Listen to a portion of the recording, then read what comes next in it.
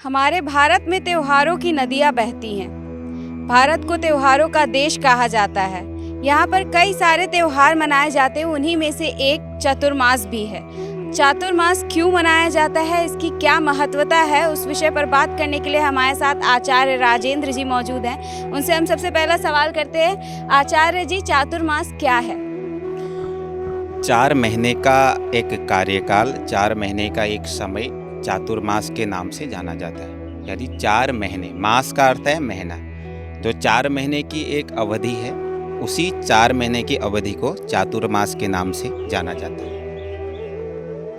चातुर्मास कब शुरू होता है और कब तक रहता है? चातुर्मास देवशयनी एकादशी से लेकर के देवोत्थान एकादशी तक यह रहता है। और ये 4 महीने हमारे शास्त्रों के अनुरूप ये जो 4 महीने हैं, ये 4 महीने ध्यान के लिए बनाए गए हैं। भगवान नारायण और भगवान ये जो समस्त देवताओं का ध्यान, पूजन, वंदन के लिए ये 4 महीने बनाए गए हैं। तो चातुर्मास जो प्रारंभ हो रहा है वह देवशयनी एकादशी जो आने वाले 10 जुलाई को है, और यहाँ से आरंभ होकर के 4 नवंबर 2022 तक चातुर्मास का यह पुनीत पावन समय रहेगा। चातुर्मास का महत्व क्या है पंडित जी? देखिए, कोई भी चीज़ होती है उसको 4 वर्णों में बांटा गया है, चाहे वो ब्राह्मण, क्षत्रिय, वैश्य, शूद्र, चाहे हमारे धर्म हो, चाहे हमारे वेद हों। इन वेदों को भी 4 भागों में बांटा गया है, ऋग्वेद, सामवेद, यजुर्वेद और अथर्ववेद। उसी प्रकार से जो ये महीने हैं, इन महीनों को भी 4 भागों में बांटा गया है, जिसमें जो प्रथम जो भाग है वो है ध्यान का, दूसरा जो भाग है वह है जप का, तीसरा जो है वो है कर्म का, और चौथा जो है वो है नियमों का। तो ये जो ये 4 महीने हैं, ये 4 महीने का जो प्रथम जो चातुर्मास है, ये चातुर्मास का जो ये 4 महीने हैं, ये 4 महीने ध्यान के लिए बनाए गए हैं। क्योंकि अगर हम किसी भी देव को प्रसन्न करते हैं तो प्रसन्न करने के लिए सर्वप्रथम हमें ध्यान की आवश्यकता होती है। हम जब पूजन करने के लिए भी बैठते हैं तो पूजन करते समय भी आचार्य ब्राह्मण हमसे ध्यान करवाते हैं। जब हम किसी का ध्यान करते हैं तो ध्येयम आकूयते नयनम इति ध्यानम, ये वेद कहते हैं। तो जब हम किसी एक विशेष स्वरूप पर, एक विशेष बिंब पर जब अपना ध्यान केंद्रित करते हैं तो उसका परिणाम, उसका रिजल्ट हमको एक सकारात्मक रूप से प्राप्त होता है। तो ये 12 महीने, इस 12 महीनों को भी 4 भागों में बांटा गया है। जो प्रथम जो ये 4 जो महीने हैं, यानी ये 4 महीने हमारे ध्यान के लिए बनाए गए हैं। इस दौरान भगवान नारायण का हो या अपने इष्ट हो, इन इष्ट का ध्यान के लिए, इन इष्ट का भजन कीर्तन श्रवण करने के लिए ही ये 4 महीने हमारे बनाए गए हैं। इसलिए इन 4 महीनों की बहुत महत्वता हमारे शास्त्रों में बताई गई है। आचार्य जी, अभी आपने नियमों की बात की, क्या नियम है? देखिए, नियम सर्वप्रथम तो ये जो 4 महीने जो चातुर्मास है, ये चातुर्मास जो हमारा ये 10 जुलाई से प्रारंभ हो जाएगा।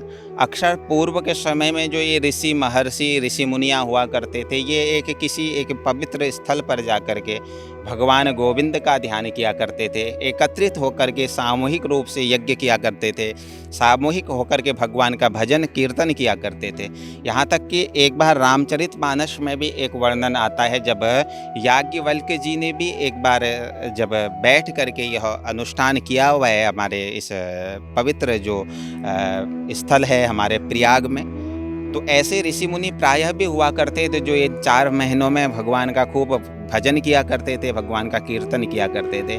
ये 4 महीने चतुष्पुरुषार्थ का प्रतीक है। धर्म, अर्थ, काम, मोक्ष जो हमारे 4 पुरुषार्थ होते हैं, कायिक, वाचिक, मानसिक रूप से यह हमें शुद्ध कर देते हैं। तो इन 4 महीनों में जो आपने पूछा कि इनके क्या नियम है, क्योंकि जब तक किसी चीज़ का हमको नियम पता नहीं होता तब तक हमें वह कर्म नहीं करना चाहिए। क्योंकि यह सृष्टि, यह संसार भी एक नियमों में बधी हुई है। जब तक हम किसी का नियम नहीं जानते, किसी चीज़ को अगर हमें करना नहीं आता तो हमें वो कर्म करना भी नहीं चाहिए।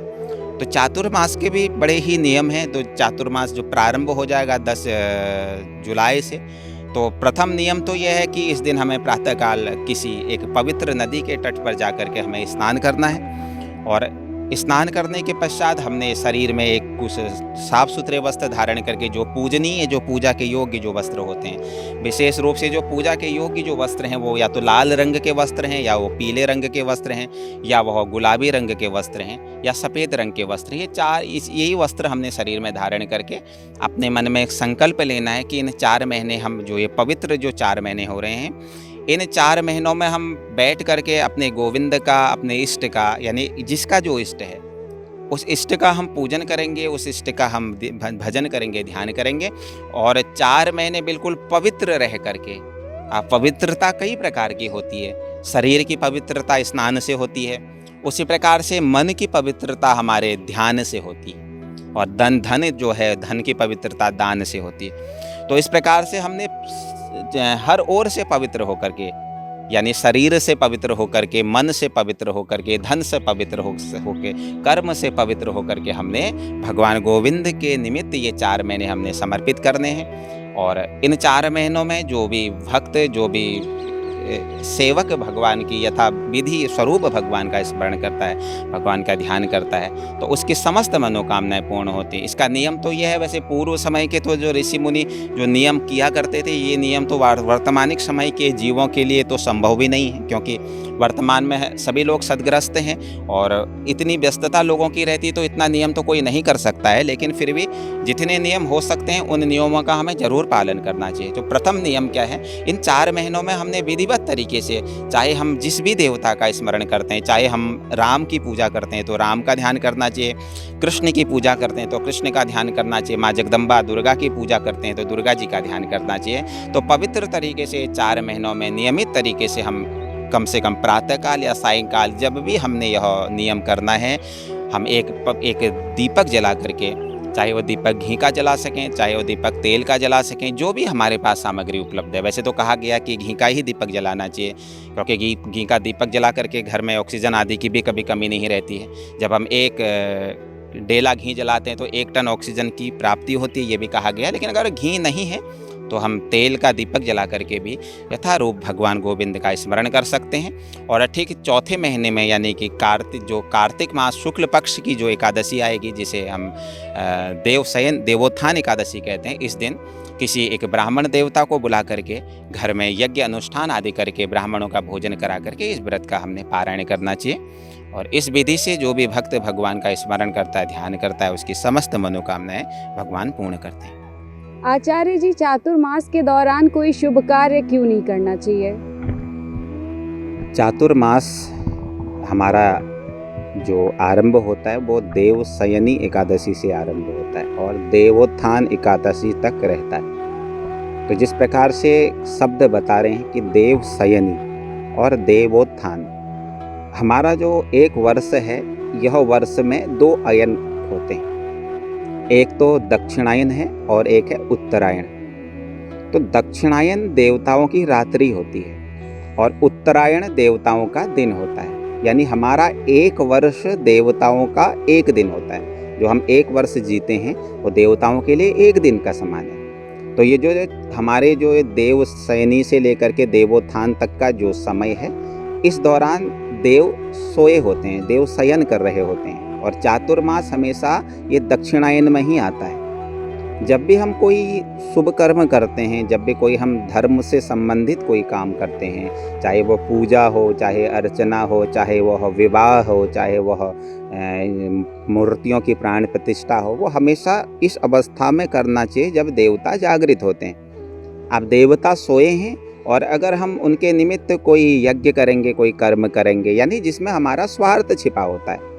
निस्वार्थ भाव से तो हम कोई भी पूजन कर सकते हैं। निस्वार्थे सर्व पूजनम, निस्वार्थ भाव से हम कोई भी पूजन कर सकते हैं। लेकिन जिसमें हमारा स्वार्थ छिपा होता है, कोई इच्छा होती है जिस पूजा से लेकर के, वह पूजाएं इन 4 महीनों में नहीं की जाती हैं। हाँ, लेकिन जो निस्वार्थ भाव से हम नित्य कर्म करते हैं, घर में शंख बजाते हैं, आरती करते हैं, पूजा वंदना अर्चना ध्यान करते हैं, पाठ करते हैं, जो नित्य कर्मात्मक जो चीज़ें हैं, ये तो हमें करते रहना चाहिए। लेकिन जैसे कि विवाह संस्कार है, अब विवाह संस्कार इस दौरान निषेध बताए गए हैं। जैसे कि प्राण प्रतिष्ठाएं, मूर्तियों की प्राण प्रतिष्ठाएं, ये निषेध बताई गई हैं। और स्वार्थवश कोई हम यज्ञ अनुष्ठान आदि करते हैं तो वह इस दौरान निषेध हैं। इसीलिए निषेध बताए गए हैं क्योंकि देवता इस दौरान शयन काल में होते हैं और अगर हम वह कर्म करते हैं तो उनका हमें कोई लाभ प्राप्त नहीं होता। इसीलिए चातुर्मास में कोई भी शुभ कर्म नहीं किए जाते। आचार्य जी का साफ तौर पर कहना है कि चातुर्मास के दौरान कोई भी कार्य अगर किया जाता है तो उस दौरान देवता सोए होते हैं और उसका कोई लाभ नहीं मिलता है। चातुर्मास के दौरान जो है पूजा पाठ करनी चाहिए, लोगों को शुद्ध मन से शुद्ध शरीर से पूजा पाठ करनी चाहिए जितना वो कर सके। कैमरा पर्सन बाबूलाल के साथ मैं सोनाली सिंह, डेली इंसाइडर, लखनऊ।